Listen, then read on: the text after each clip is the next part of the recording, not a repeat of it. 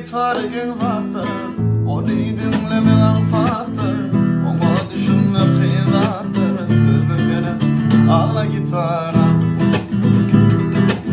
Dostlar gitarın zattı, onu dinleme alfattı, ona düşünme kıyızattı, sözüm gene ağla gitara. Gitaram ağla gitaram, düşmanlığın bağrını, dost yarlarım boyunla, benim olur fayda gitaram. Gitaram ağla gitaram, düşmanlığın bağrını, arttan canım toyunla, benim olur fayda gitaram. Dostlar işin akşam ara, çalayın size gitara, olmayı sizi hayrana, sözüne ağla gitara.